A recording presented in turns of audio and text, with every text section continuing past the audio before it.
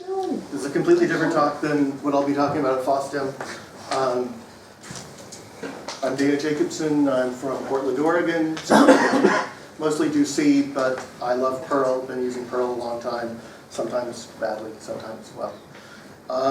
For this talk, relevant modules, I wrote Math Prime Util, which sometimes is called N theory now, and that has a lot of the math behind a lot of what cryptography uses. Alt Crypt RSA Big Int, because Crypt RSA doesn't work on Windows 64-bit. That comes standard with Strawberry Perl. Crypt DSA GMP, basically the same thing, rewrote the Crypt DSA module. And Crypt Random Seed, which is basically how do you get a good source of entropy to seed your cryptographic random number generator. Why am I here? Well, I was coming to give a talk at FOSDEM and thought I'd work remotely in Amsterdam, and I saw there was a meeting. And I know in Portland we have a hard time sometimes filling schedule. In fact, often we cancel meetings because not a single person wants to talk. So I said, oh, I guess I could give a talk. And yeah, he ran with that. Thank you. I thought, well, I wrote some crypto modules a few years ago. I could probably talk about them sometime. So what am I going to talk about? Hashes, symmetric encryption, public key encryption, signing, random numbers. That's way too much stuff to cover, so I'm sure I will skip your favorite module. I'm sure I will skip your favorite subject. I will probably butcher your favorite subject as well. But hopefully say something new, something interesting. So hashes, very, very broad look. We want to map a large domain, right? All possible messages into a small range. So we can use them for hash tables. What do we want from them? Probably way too small, I'm sorry. What do we want from hash tables? We want speed. We want speed for everything. I mean, that's kind of a standard for all of this. That you meet my requirements, do it as fast as possible, of course. What do we want from hash tables? Uniformity. We want to map everything evenly. What do we want from checksums? Well, we don't care about uniformity. What we want from that is, if the message changes, I want the hash to change as much as we can given the range. Fingerprints used for deduplication. We don't really care about that so much. What we want is virtually no collisions given a large range. Cryptographic hashes, basically we want everything, including, given the hash, I don't want to know anything about the message if I can. I want to give away my message. Uniformity in this case is not only that, but it is what they call diffusion, which is so every byte of your message basically diffuses across the entire hash. And we always assume an adversary. Me. Yes. So at every step in the way, everyone in this entire room and all the people outside looking in are trying to do something to you with any information they can. So that's one of the big differences all of these algorithms have, is you always have to keep analyzing this to find out what happens if, what happens if. So hashes, why would we want hashes? I'm sure we can all come up with reasons. One is, so Meyer Rothschild decides to write his will and gives everything to his son Amschel, and gives the hash of this to his lawyer. His daughter Schlenche, who is the eldest, gets a hold of this and says, well, this is not fair, I'll change the will. And so does this, but that lawyer has the hash, so we would detect whether it was changed. In theory. Yeah, you're trusting the lawyer. Or you can trust the lawyer. With how much money at stake, maybe you can just go buy the lawyer. Of course, in this particular case, it's very small, so the document would be there.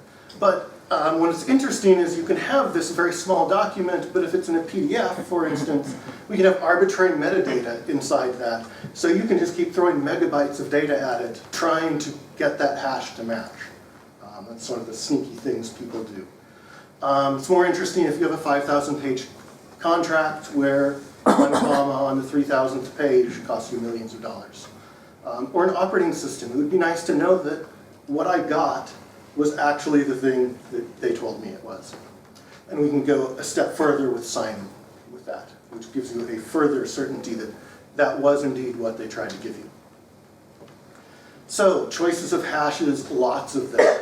MD5 was used for a long time, and Shonjay would be in luck if he had used MD5 because we can break that quite easily now.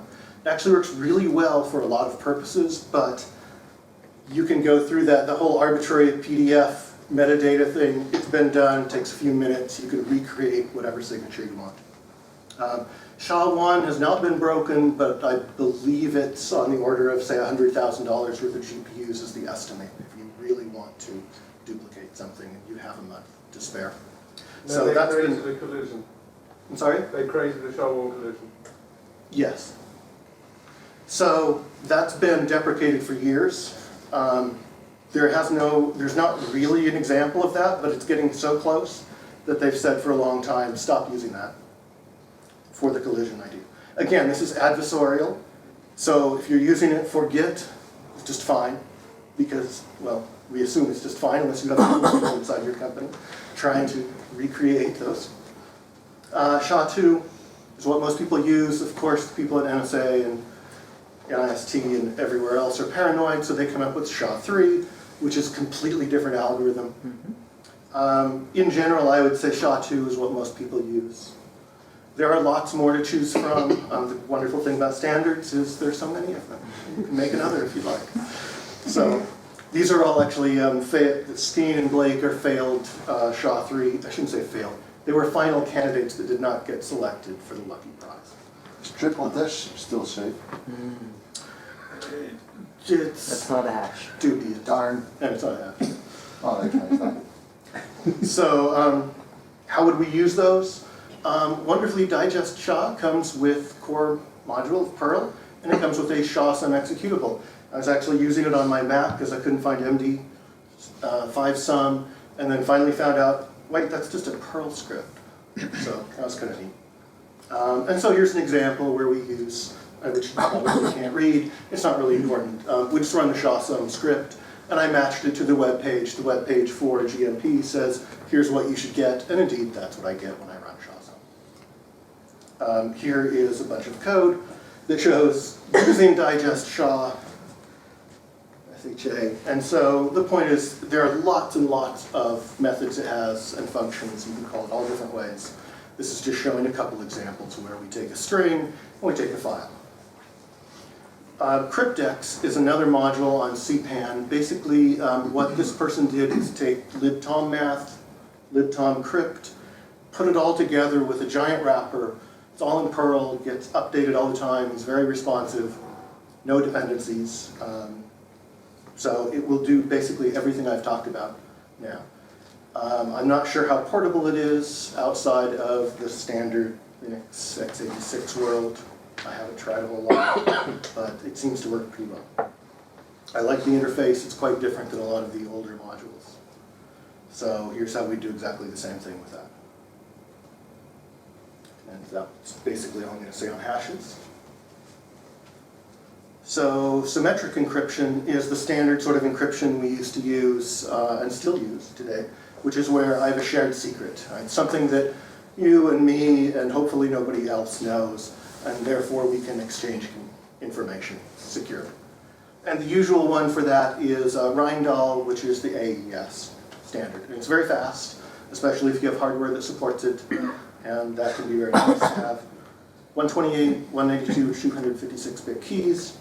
128 is enough unless you assume that quantum computers will be factoring numbers larger than, say, 143. I think that was the last record for the number they factored. Actually, AES has nothing to do with factoring, but the point there being, if you're really concerned about quantum computers being the big thing, use 256 bits because that would be equivalent to 228 on a normal computer. Otherwise, just use 128. So there's a lot of complications involved with all of this, so this is kind of difficult in some ways to give the talk because let me digress for a moment and say I love digressing. So you keep going down rabbit holes and things, and cryptography is full of those little rabbit holes because someone will exploit something. So I'm kind of brushing over lots of details. In this case, your cipher, your AES, or Blowfish, or Skipjack, or whatever it is, kind of the basic block encryption. Generally, we use cipher block encryption mode for a number of reasons. One of those is that if you just did the standard encryption, if you kept sending documents with the same sort of thing in them, at some point people would go, oh look, that same block is the same in all of your messages. So there are a number of reasons to use cipher block encryption mode. So we don't actually use the Crypt Rindell module. We generally use Crypt CBC or Crypt mode CBC if we're using CryptX. And we tell it, use Crypt Rindell. Actually, Crypt Rindell can do CBC by itself. Can do it? Okay. I did not see that on it. I think it said to use CBC. So some of them do, some don't. There are hundreds of modules out there. One of the annoying things, if you will, or nice things about CBC mode is you have initialization vectors. So you have yet another little thing, and it is unique to your message. But in this case, it's not really a secret, so you often just prepend it to the message. But that keeps every message from having that same data in it. It's if you took a hash and you hashed the same thing over and over, wow, you get the same result. But in this case, we don't want to tell them that we were encrypting the same thing. So that way we have something unique for every message. So with OpenSSL, these are the command lines. This would be more useful if you were downloading this or looking at it. It's not very useful up on the screen, but that's how you could do it with OpenSSL. Again, lots and lots of ways to do it. With Crypt CBC, here's a very simple way. Again, there are many ways to use the module. It has documentation. Meta CPAN is wonderful for that sort of thing. So here we have key, we have a cipher, we've chosen Rindell, and we've decided to use the OpenSSL salt form to store the initialization vector. And we can encode it, decode it. Here's basically the same thing in CryptX. CryptX is both nicer and more annoying. It doesn't have that salt feature, so we have to go get our own 16 random bytes, and it has to be exactly 16, and your key has to be exactly the right number of bytes, but it does work and produces basically the same results. You can decrypt it all. So one of the problems with the AES, or this kind of shared secret, is how do you share that secret? Well, it's nice if you're one person in town, you go talk to them. But what if they're listening in? What if I try to call them and they're listening? And what if I try to write to them? Oh, they're going to open my mail, and so on and so forth. So in 1976, Diffie-Hellman wrote this wonderful paper that talked all about how would you actually share a secret when everybody could read everything that happened between you. And they actually talked about public key encryption. They said, well, we haven't figured out how to do it, but here's how it would work. And then a year later, Rivest, Schumer, and Edelman actually So came up this with it. actually came before public key encryption? Oh. Well, then there was the whole team in England who did it in secret, and then they Okay. couldn't publish it until later. So Okay. they actually did it first. But Diffie-Hellman basically outlined how public key encryption might work, but they said, well, it would be really hard to find exactly how to do it. And so those three actually then came up with the function and the algorithm to do it. So I'm not going to go into Diffie-Hellman, but there are ways to do it. And then we go on to public key encryption. So a lot of public key encryption relies on this idea that there are what they call one-way functions. So finding 1024-bit primes is actually quite easy. It takes less than 1/20th of a second to multiplying two 1024-bit numbers is easy. And factoring those numbers are, to the best of our knowledge, hard. That's a 600-something digit number. We can factor 200-ish digit numbers if you put enough effort into it.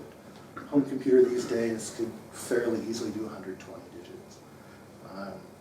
So we think that's really hard. So basically RSA is exploiting this huge disparity of a 1/20th of a second on one end, and we have no idea how long it would take on the other end. We're nowhere close. So key sizes for RSA, just in general, probably should be 2048 bits, so that's about 600 digits, which is plenty of room. But that keeps moving. So with public key encryption, Alice wants to send some critical data to Bob. Bob says, here's my public key. Alice encrypts the data with that public key, and then no one can get it except for Bob because he has the private key. So this kind of then brings up the scenario of the whole public key infrastructure. Alice thinks, well, okay, it sounded like Bob, but was that really Bob? Because that would be a wonderful opportunity for someone to jump in and say, I'm Bob and here's my public key. And then she's sending her private data to somebody else. So there are whole things, FOSDEM's going to have a whole key signing event where people actually look at somebody and say, yes, this is who they are. I know that person. I sign that they actually are that person. And also just the whole infrastructure to make this easy of, instead of having to go to Bob and ask for the public key, why can't I just look it up in a directory? So that's kind of the public key infrastructure is around that idea. So there are a number of modules to do it. The one Saul mentioned, CryptRSA, fairly old. Alt CryptRSA BigInt was my rewrite of that to fix the 20-something open defects and work on Windows 64-bit. But the author never really went anywhere with that, so it's still kind of sitting out there as an alt module. Are these in general pure Perl modules, or are they, do they see anywhere? No. I mean, yes and no. So CryptRSA, alt CryptRSA BigInt are in Perl, but CryptRSA has to have math parity, which is a big C module, which has portability issues. Okay. Alt CryptRSA BigInt does not require C code. It would be quite slow without C code, but it actually, you can run it without. Okay. The biggest problem is you want some sort of BigInt library. Perl 6 has kind of solved this by just saying, well, the language will deal with it and we'll worry about how we do it. Perl 5, Perl 5 was 32-bit world until 5.6, and then it was 56-ish. And then 5.8 was 64-bit. So BigInts are kind of an afterthought. That's a whole other topic. CryptX is it's C libraries. Okay. I'm not going to go into a whole lot with this. This is generating a key. With CryptX, we can generate it. They use pretty different parameters, but you can map them the same.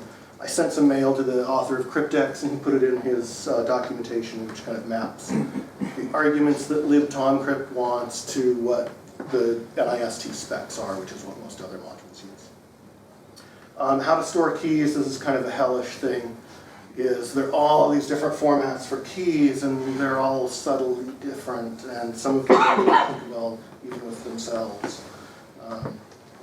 Different modules support different numbers of these. This is kind of a pain, but I won't go into that too much. Here's how we would encrypt. Again, there are many ways you can do this with a file. You can do it as a stream. I'm just showing a very simple, look, I have a message and I have a plain text key, which is a dubious idea to begin with. But, so now I'll go on to digital signatures. So why do we want to sign something? Authentication. So is it really from that person? Integrity, just like the hash idea, was it altered? And then the one a lot of people don't think of is non-repudiation, which is, well, if you're the only person with a private key and it's been signed, then how can you keep saying you didn't sign it? That sort of thing. That you can't say you didn't sign it if it was signed and you're the only one with a private key. So ignoring lots of nitty-gritty details, we generate a public and private key if we have to, unless we already have one. We hash the message, and then we encrypt the hash with the private key, and that gets us the signature. We usually want to use a hash for a number of reasons. One is RSA is quite slow, and so if you run RSA over 512 bytes, that's fine. If you run it over your operating system or your database or your 1.7 gigabytes of core that you decided you just had to sign, that would take a very long time. So we hash it with a fast hash function and then do the signature on it. So the recipient hashes the message they receive, decrypts it with their public key, and verifies Yep, that matches. So interoperability, there's different modules. The CryptX module has a nice explanation of how OpenSSL and CryptX can be used together. I don't have in my module nice documentation for it, but I actually have tests that run with a number of these different modules all talking to each other to try to find out if they can talk to each other. Again, key formats are a big pain. And I'm not really going to spend a lot of time on this. This is OpenSSL. How do we generate keys? How do we create a signature? How do we verify it? Here's signing with CryptDSA. We serialize the signature. And I would create something like this. Here's our signature, and this is the key file. If you didn't already have one, this is the private key. You make another one with a private key if you wanted to do it again. CryptDSA GMP, absolutely identical API to CryptDSA. Actually, I shouldn't say it's absolutely identical. It is a backward compatible one. It adds a number of new options, kind of gets out of those early 2000s and upgrades to the latest FIPS standard, and supports some more key types. And here's how we'd sign with CryptX. It's basically very similar. So to verify, we need the message, or actually just the hash. If somebody wanted to just give us the hash, we need the signature, and we need the public key. And here's how we verify with CryptDSA. That gets a little ugly. CryptX, slightly easier. Again, usually you'd probably read these off of a file or something else, but here's how we could do it if you needed to. If you had this look in front of you and you said, I have to verify this document. That was kind of the point of the talk, was in some sense to give you. And so next we'll talk about random numbers, which is a topic, a large topic that we could go on for a long time, so I'll try to. So for our standard pseudo-random number generator, what do we want? We want it to be fast, of course, and we want it to pass all these statistical tests. We found out random numbers are really hard to do right. Donald Knuth has a whole section in his volume 2, and one of the pages is him talking about how he thought, well, this is a fairly straightforward thing to do. I'll write my own. It's going to be fantastic. And he writes it, and he finds out it's absolutely horrible. And he realizes this is a much harder problem than I thought. And if Donald Knuth thinks that's a hard problem and thought it was easy, it's no wonder that everybody gets it wrong.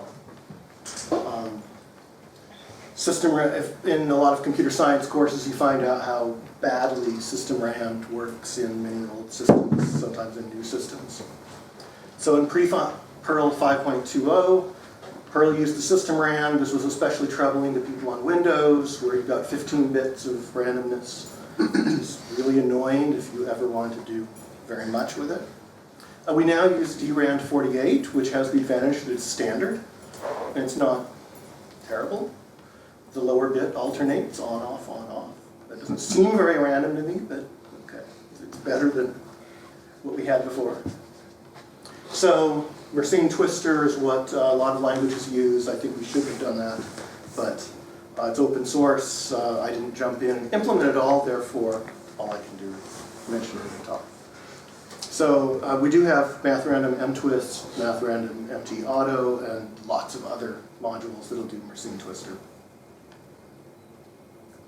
So cryptographically secure random number generators have slightly different goals.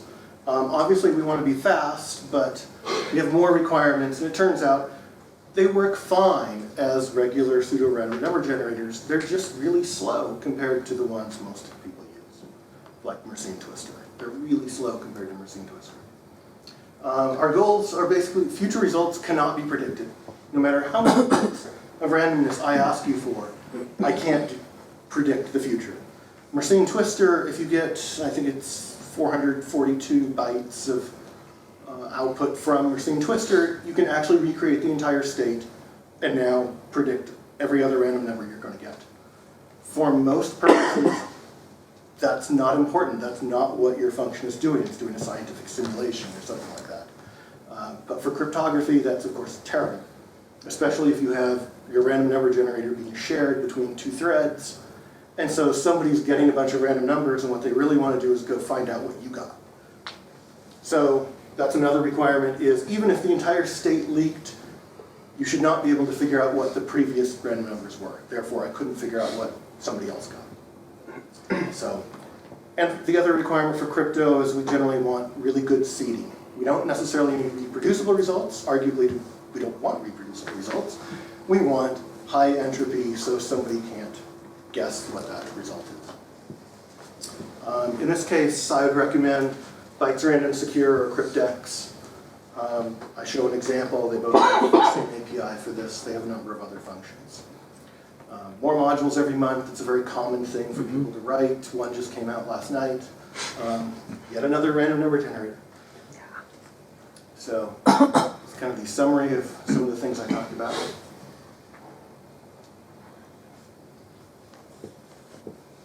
And that's it.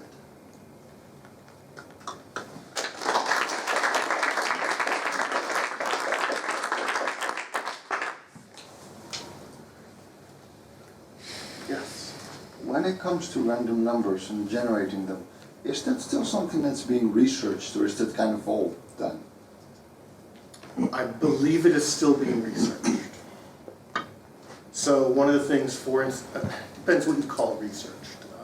Yarrow and Fortuna weren't that long ago when those came out. So they had actual papers about it.